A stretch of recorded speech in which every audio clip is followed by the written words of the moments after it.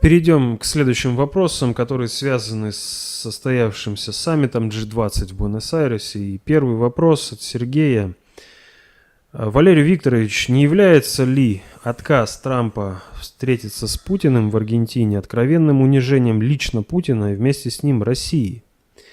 По крайней мере, выглядит это именно так.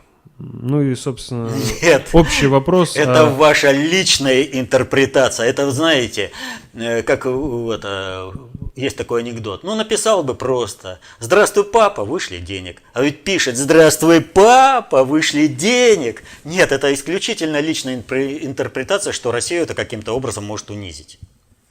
Собственно, общий вопрос, из-за чего на самом деле Трамп не стал встречаться с Путиным.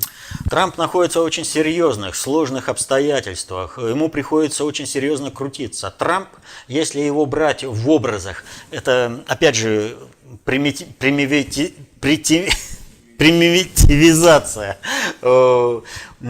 процесса, но для того, чтобы понять, чтобы был какой-то вот образ, Трамп – это для Соединенных Штатов Горбачев и Ельцин в одном флаконе.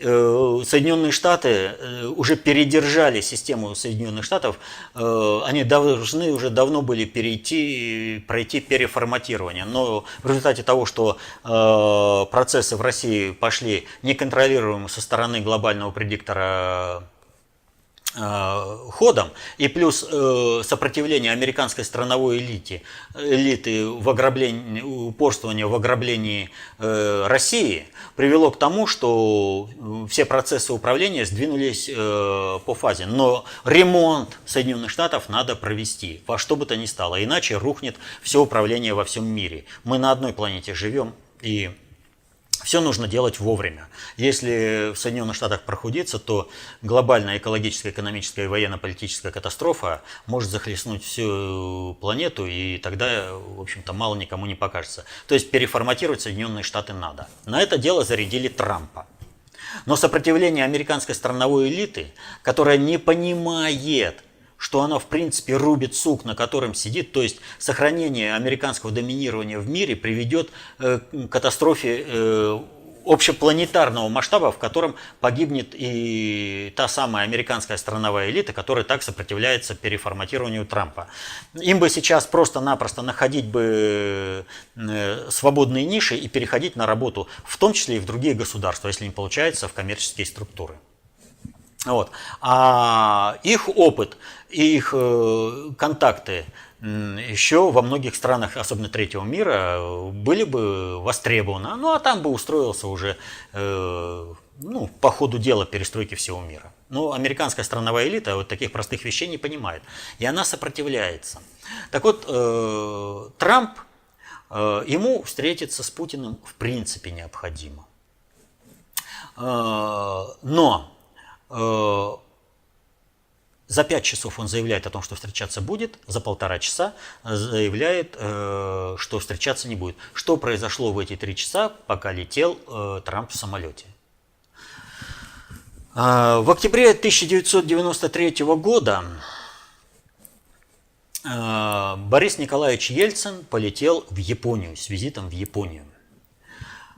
И для всех было очевидно, что он летит туда, чтобы отдать Курильские острова. Он это заявлял прямо, это все раскручивалось, к этому готовили общество. Вот, но общество это не принимало. Тем не менее, Борис Николаевич туда полетел, откладывать никак нельзя было. И вот выходит он в аэропорту токийском. Все там его встречают, уже речи произносят такие, что вот, дружеский визит. Он говорит: я ничего не знаю про передачу островов. Не, ребят, вы что-то подняли вообще не о том. Я прилетел сюда в туристическую поездку. Но он летел только за одним, он отдавать острова летел.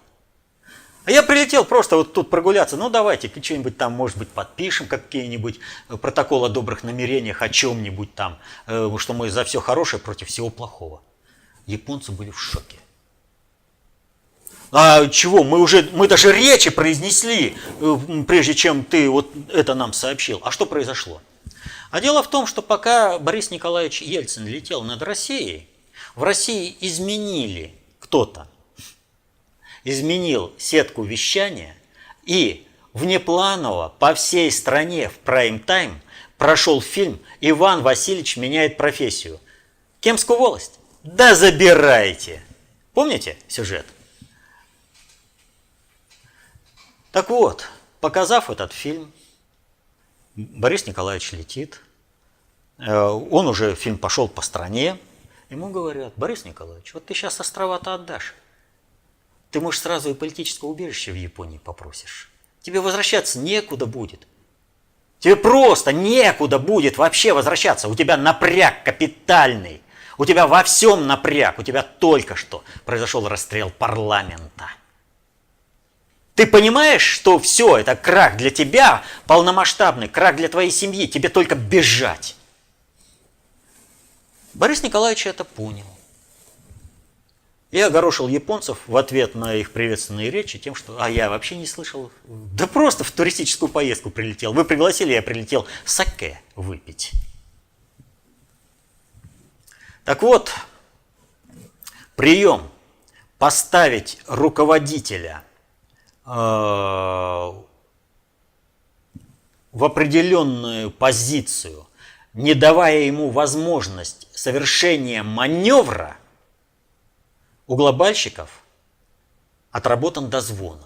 Но это сделали не глобальщики. Глобальщики это делали руками страновых элит. И они тоже этому научились. И вот все фильмы о корпоративных разборках – это об этом.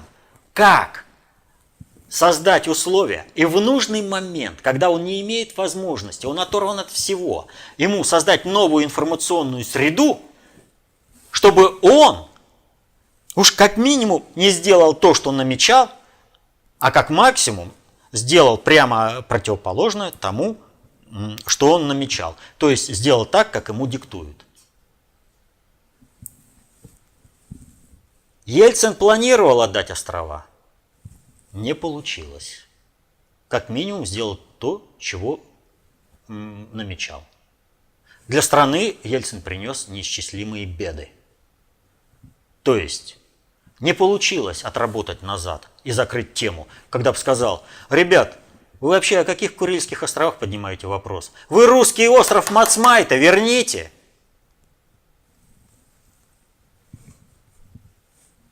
Который сейчас называется Хоккайдо.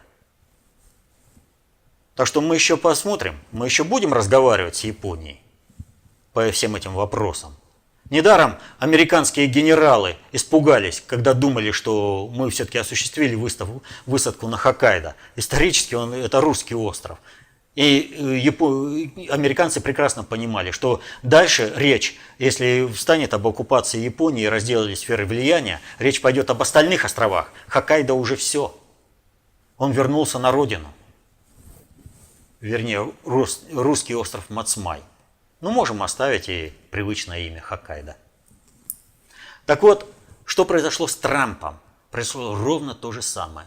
Трамп не сделал того, что намеревался. Его управленческие структуры Соединенных Штатов поставили в условия, когда он не имеет поля для маневра. И он вынужден был отказаться от встречи с Путиным. Но для Путина это ничего не означает, как, в общем-то, и для всего мира. Путин тут же это место, что называется, святое место пусто не бывает, с Путиным общаться хотят все. Поэтому где у нас сейчас проблемная точка, где нам проблема это больше всего болит? Сирия, Турция. Встретимся с Эрдоганом, лишний раз не помешает. Но проблема-то с Трампом гораздо круче, чем просто отказ от встречи с Путиным.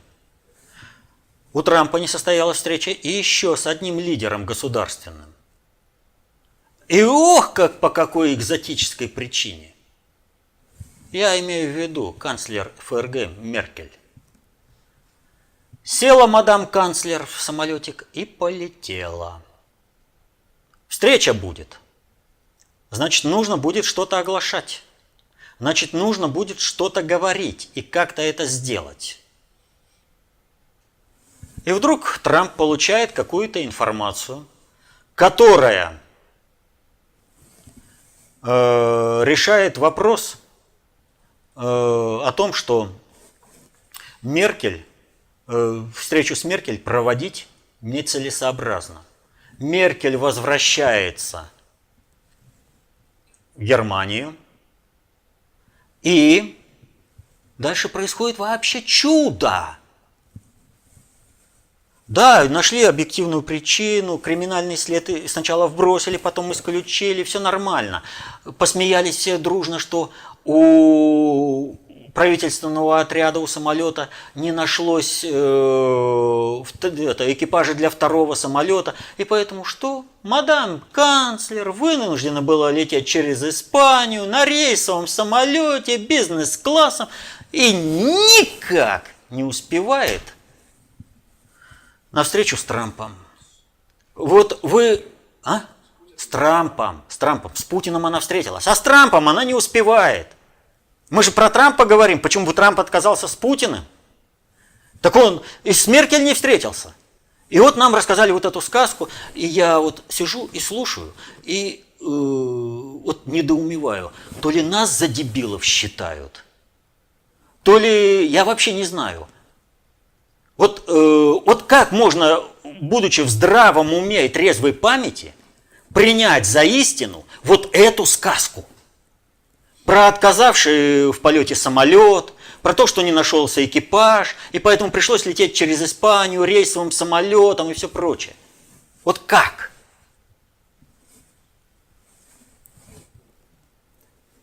А мне скажут, а что это, на основании чего ты вот такой вывод делаешь? Видите ли, какая ситуация? У любой авиакомпании есть свободный парк самолетов. Любая авиакомпания осуществляет услугу под названием чартерный рейс. Вы хотите сказать, что у правительства Германии не нашлось денег на то, чтобы купить чартер у той же Люфтганзы или у другой компании, ну не оказалось у Люфтганзы, у другой, любой европейской компании. Там перелет это максимум час. Тебе подгонят этот самолет с любой страны. Любая страна, любая авиакомпания мира, та же Иберия из Испании, подгонит самолет, погрузят весь этот журналистский пул, всех этих, кто называется, кто они? Сопровождающие лица, канцлер. И все вовремя. Значит, вывод. Меркель сделала все, чтобы встреча с Трампом не состоялась. Но Меркель не самостоятельная. Канцлеракт, назначение канцлеров из Соединенных Штатов. Ни один канцлер, в том числе и Меркель, не делает ничего, что не будет санкционировано из Вашингтона. Меркель показала, что она устойчиво работает в рамках управления, которое осуществляет Трамп. И вероятностно предопределенно, это примерно 9 к 1, что звонок о том, что Меркель не должна успеть на встречу с Трампом, поступил именно от Трампа. Он стал гасить. Он не встретился с Путиным, ему нужно было загасить встречу с Меркель.